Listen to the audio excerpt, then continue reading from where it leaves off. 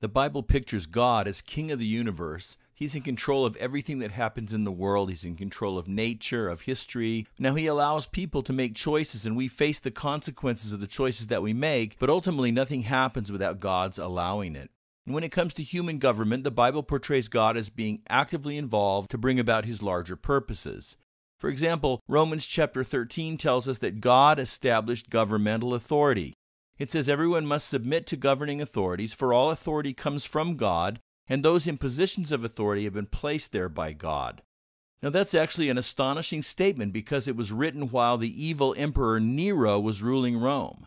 But he says not only does all government authority come from God, but those specifically in positions of authority have been placed there by God. And so it follows that God has the power to install and depose kings. In Daniel chapter 2, Daniel said, "Praise the name of God forever and ever, for he has all wisdom and power. He controls the course of world events. He removes kings and sets up other kings." The idea is that God, as the ultimate king of the universe, is not just standing by wishing and hoping that things go the way he wants them to go. Now, of course, he can use even the evil choices of human beings to accomplish his will. But the Bible seems to be saying more than that God has purposes for which he actually puts evil rulers into power. Now, historically, God has raised up evil leaders in the past.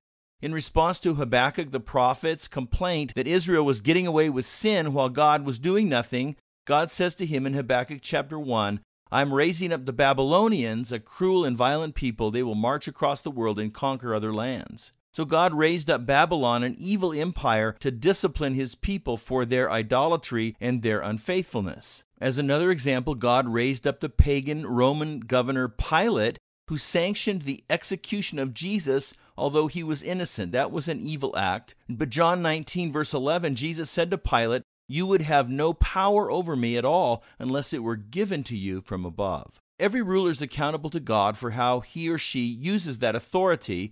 Just because God raised up an evil ruler, that doesn't mean that that ruler can get away with doing whatever they want. And so in Isaiah chapter 13, God says, "Look, I will stir up the Medes against Babylon. Babylon, the most glorious of kingdoms, the flower of Chaldean pride, will be devastated like Sodom and Gomorrah when God destroyed them." So God held Babylon accountable for the way that they treated Israel by raising up the Medes, another pagan empire, to bring judgment on Babylon for their excesses of violence. Now, we can't really know what God's purposes are for raising up certain leaders in the world. The Bible tells us why God raised up Babylon, why he raised up Cyrus, the emperor of Persia, and we see other examples of rulers, even pagan rulers, who played a role in God's purposes for his people. And the greatest example, again, is Pilate and the leaders of the Jews who crucified Jesus.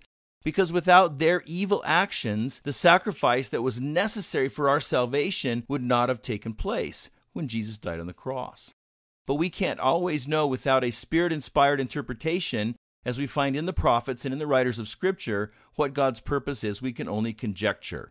Romans chapter 11 talks about how God works in history and works through the choices that people make to accomplish his purposes, and he ends the chapter like this: "Oh, how great are God's riches and wisdom and knowledge! How impossible it is for us to understand his decisions and his ways. For who can know the Lord's thoughts? Who knows enough to give him advice?" And so we simply can't always know why God allows certain rulers to have power, even though they're evil. But we can trust him that everything is going to work toward his ultimate plans. Why don't you take a minute and talk about that?